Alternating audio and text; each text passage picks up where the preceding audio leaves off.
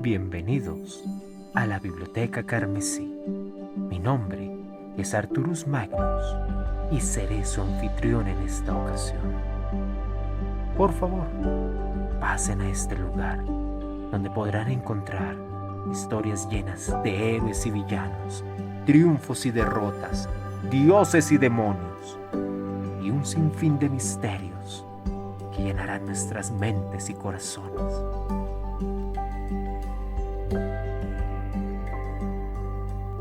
Los demonios siempre están al acecho, buscando formas de esparcir sus crueles designios. Los de Corne quieren cráneos y más cráneos. Los de Nordgul, esparcir las bendiciones de su amado padre. Los de Slaanesh tienen la firme convicción de alcanzar cuotas más y más altas de sensaciones. Y finalmente, Tzeentch enseña a sus hijos cómo funcionan los hilos del destino. Y entre todos ellos, el cambiante ha demostrado ser un gran aprendiz. Y hoy vamos a ver cómo los hilos del mundo de Raxos son cruelmente retorcidos en este relato llamado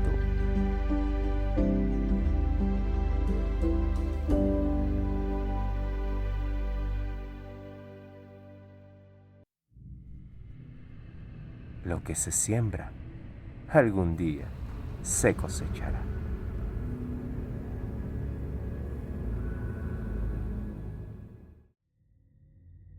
La entidad conocida como el cambiante sentía desánimo, pero era de esperar.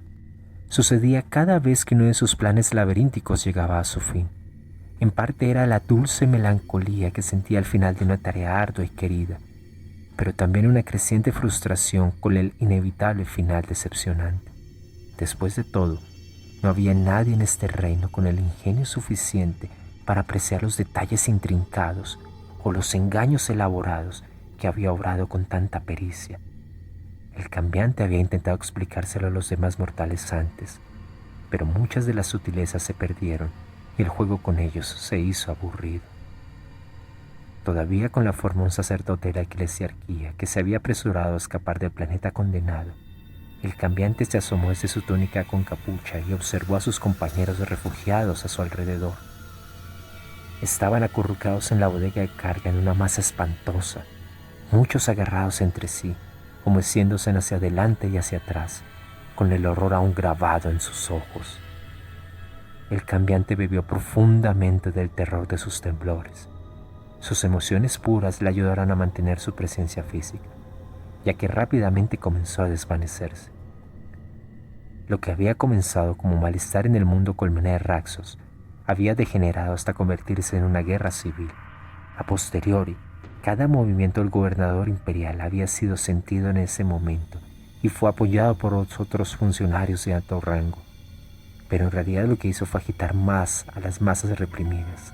Cada nueva afrenta incrementaba la retórica a alturas más incendiarias y en muy poco tiempo los bandos enfrentados llegaron a las manos. A medida que la nave se alejaba de Raxos, el cambiante podía sentir la tensión. Puede que fuera la falta de energía del caos, o tal vez sus propias reflexiones lo que causaron la metamorfosis. Pero mientras reemplazaba su glorioso plan, los rasgos del cambiante se transformaron en los del gobernador. Un refugiado cercano se agitó y se frotó los ojos, alertando al cambiante de que algo andaba mal. Cuando el joven humano volvió a mirarlo con más atención bajo la capucha, se tranquilizó al comprobar que el rostro del sacerdote lo miraba a él. Al infiltrarse en ambos bandos y susurrar consejos envenenados, el gobernador imperial se aseguró de que los esfuerzos de reconciliación fueran más violentos. Tras la colocación masiva de baterías de misiles Deathstrike y la sugerencia de atacar una zona del reactor enemigo, las explosiones resultantes perturbaron la estabilidad tectónica del planeta. Millones de personas murieron y las colmenas se convirtieron en infiernos furiosos, enormes piras funerarias visibles desde órbita. Y lo peor aún estaba por llegar. Cuando la agitación en el planeta alcanzó su cenit, el cambiante abrió los portales de la disformidad para que el caos puro se desbordase por ellos. El mismo aire se rasgó en dos. Desde los portales palpitantes irrumpieron los demonios, unas bestias repugnantes que aparecían para alimentarse y destruir, algo que para ellos es una misma cosa.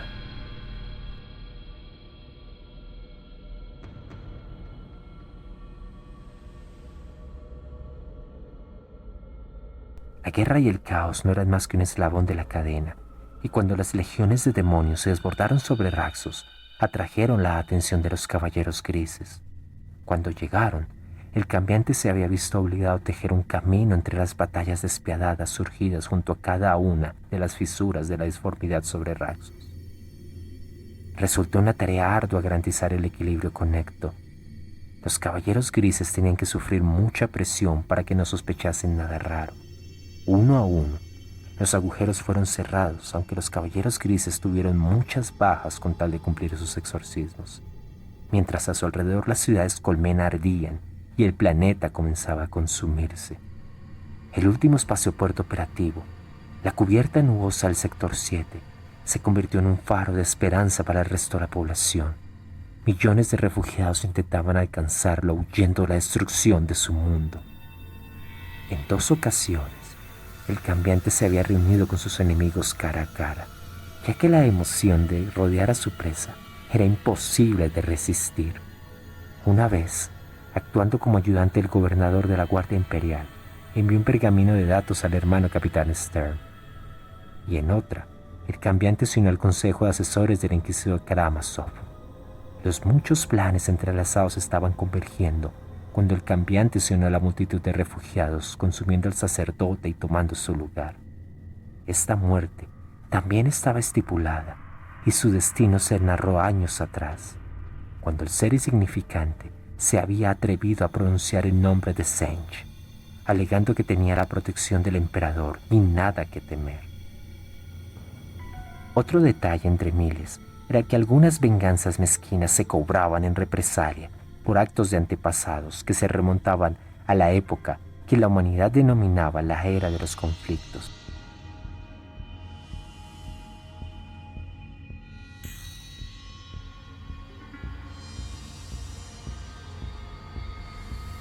Cuando se cerró la última de las fisuras de la disformidad, los caballeros grises comenzaron a darse cuenta de que algo andaba mal. El cambiante sabía que podía engañar a las máquinas, a los escáneres, a los sistemas de disparo de la disformidad y a los campos de energía, pero la intuición podía hacer los saltos de lógica necesarios y entonces podría reunir suficientes piezas del mosaico para distinguir algunas formas. Y aunque odiaba a sus adversarios, sabía muy bien su valía. Fue Stern el que había marcado el rastro del cambiante, quien había rastreado al demonio hasta el gobernador imperial y el que marcó su camino a los transbordadores de refugiados. El cambiante sonrió, aunque su cuerpo físico comenzó, por fin, a desaparecer. Incluso ahora, mientras el transportador alcanzaba la órbita exterior de Raxos, podía oír la orden de Stern a la barcaza de batalla Espada Brillante. Sabía que él iba a bordo de una de las miles de lanzaderas, pero no en cuál.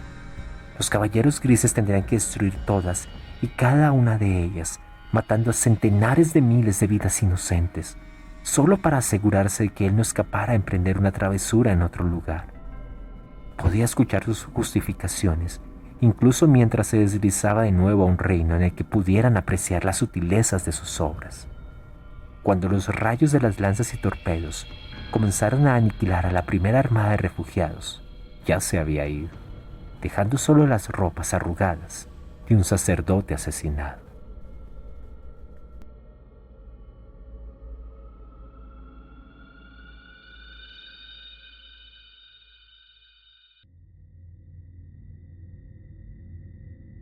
Toda la destrucción, hasta la extinción definitiva de la vida en Raxos, había sido parte de un plan que dejó poco más que los cabos sueltos atados con gracia.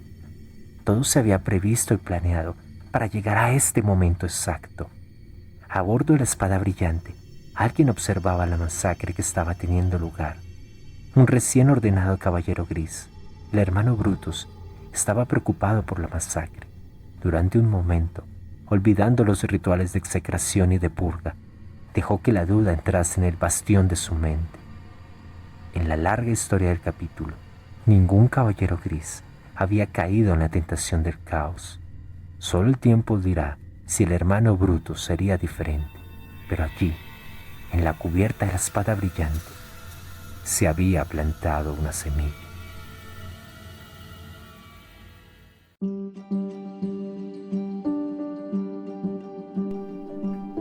Y con esto cerramos por hoy las puertas de la Biblioteca Carmesí. Pero muy pronto volveremos a abrirlas. Gracias por su visita. Yo soy Arturus Magnus y me despido hasta que nos volvamos a encontrar.